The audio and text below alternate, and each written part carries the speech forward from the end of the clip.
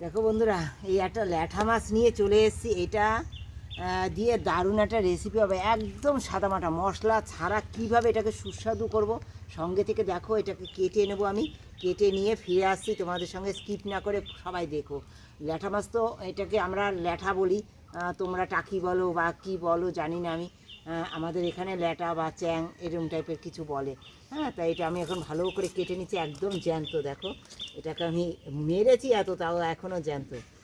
এটা কেটে নেব, কেটে নিয়ে ফিরে আসছি, সঙ্গে থাকো। একেবারে তেল মশলা কম দিয়ে, একেবারে মশলা কিছুই পড়বে না। সঙ্গে থেকে দেখো যে কি করে সেটা মশলা ছাড়া সুস্বাদু করব। দেখো বন্ধুরা, ল্যাঠা মাছ তোমাদের দেখেছো যে আমি ল্যাঠা মাছ কাটছিলাম। ল্যাঠা মাছ যদি শুধু গলা থেকে এইভাবে বের করে নাও না, নোংরা এই নোংরা খালি গলার সামনে দিয়ে বেরোবে। কিন্তু এইভাবে যদি চিড়ে না নাও, এই যে ভিতরে যে নাড়ি ভুড়ি থাকে, নোংরা থাকে, এইগুলো কখনো বেরোবে না।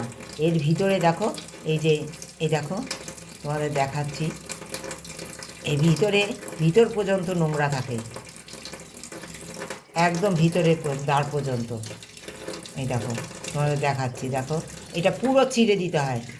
এটা না চিড়ে দিলে এটা কখনোই নোংরাটা বের করতে পারবে না। এই পুরো চিরতে হবে, দেখো একদম শেষ পর্যন্ত এটা শিরা নোংরা থাকে। এই দেখো একদম শেষ পর্যন্ত এই নোংরাটা থাকে। এটা ওই সামনে দিয়ে বেরোয় না, কখনো বেরোবে না। এটা শেষ পর্যন্ত এরকম চিড়ে দিলে তবে নোংরাটা। ল্যাঠা মাছ এইভাবে কেটে ওইভাবে রান্না করলে পরে ভালো লাগবে। আমি যেভাবে রান্না করব একবার দেখো। এই দেখো এইভাবে কেটে নিয়েছি পুরো। এই যে শুধু গলা কেটে নিলে পরে এই নোংরাটা কখনো বেরোবে না, কখনো না। সব আমি এরকম পুরো চিড়ে নেব। চিড়ে নিয়ে তোমরা বটি দিয়ে চিড়ে নিতে পারো। দেখো কত নোংরা, শুধু দেখো শেষ পর্যন্ত। সব ভালো করে ধুয়ে নেবো বন্ধুরা ল্যাঠা মাছগুলো। তারপরে এটা যে কি সহজে, কি তাড়াতাড়ি, কীভাবে ভালো একটা টেস্টি রান্না করবো, হেলদি আবার টেস্টি। সঙ্গে থেকে দেখো সুন্দর ধুয়ে নুন হলুদ মাখিয়ে নিয়েছি। এবার বেশ একটু কড়া কড়া করে ভেজে নেব।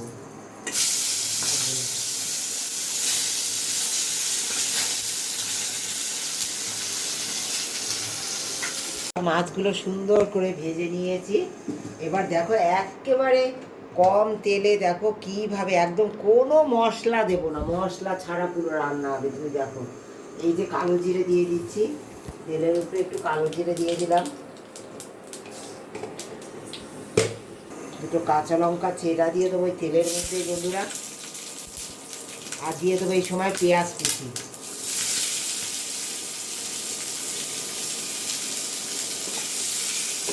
রান্নাটা একবার এইভাবে, একমাত্র এই ল্যাঠা মাছই ভালো লাগে এইভাবে রান্না করে খেলে। দেখো সঙ্গে থাকো। মাছে তো তোমরা তেল মশলা অনেক কিছু দিয়ে খাও, কিন্তু আমি এইভাবে করে তোমাদের দেখাচ্ছি, দারুণ টেস্ট হয় রান্নাটা। এই সময় একটু লবণ দিয়ে দেবো বন্ধুরা, পরিমাণ মতো, পেঁয়াজটা তাড়াতাড়ি নরম হওয়ার জন্য।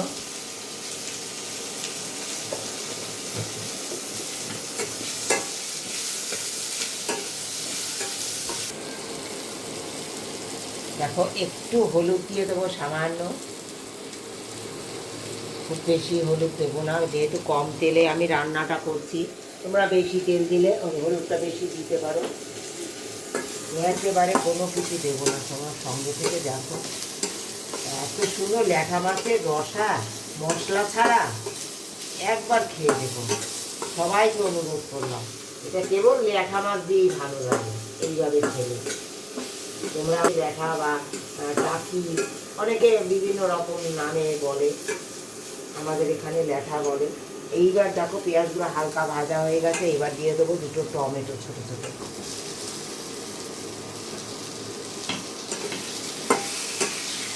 টমেটোগুলো গলে যাওয়া পর্যন্ত আমি জাল দিয়ে নেবো বন্ধুরা।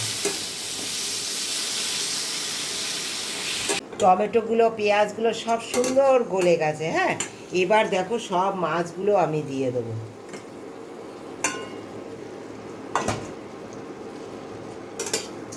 মাছগুলো দিয়ে দেখো একটু জল দেবো সামান্য, খুব বেশি না। সামান্য একটু জল দিয়ে 2 মিনিট জাল দেবো। জাল দিলে হয়ে যাবে টমেটো পেঁয়াজ দিয়ে ল্যাঠা মাছের রসা, একদম মশলা ছাড়া, কাঁচা লঙ্কা দিয়ে। কেমন লেগেছে একটা রেসিপিটা, কেমন লেগেছে তোমাদের অবশ্যই বলতে হবে। আর একবার তৈরি করে, সকলেই তো পাও আজকাল বাজারে, একবার তৈরি করে এইভাবে খেয়ে দেখো, এত স্বাদ হয় না। আমরাও খাওয়ার আগে বুঝতে পারিনি যে সত্যি এত। আমি আগেও ঘরে করেছি, তারপর ভাবলাম বন্ধুদের সঙ্গে একটু শেয়ার করি। এত তেল মশলা ছাড়া একেবারে একটা রেসিপি, হঠাৎ করে এত সুন্দর লাগলো, সত্যি আমার না শেয়ার না করে পারলাম না। তোমরা একবার, তোমাদেরকে অনুরোধ করলাম, তোমরা তৈরি করে খেও। ভালোবাসা দিয়ে যারা পুরো ভিডিওটা দেখেছো তাদেরকে অনেক ধন্যবাদ। দেখো এই যে জলটা দিয়েছি, জলটা দিয়ে না একটু নাড়িয়ে চাড়িয়ে আমি 2 মিনিটের জন্য একটু মাছটা সিদ্ধ হওয়ার জন্য আমি একটু ঢেকে জাল দিয়ে নেবো। একটু ঢেকে জাল দিয়ে নেবো, কারণ মাছগুলো একটু সিদ্ধ হওয়ার প্রয়োজন। তাই সিদ্ধ হওয়ার জন্য আমি ঢেকে জাল দিয়ে নেবো। একদম এরকম শুকনো শুকনো করে নামিয়ে দিতে হবে।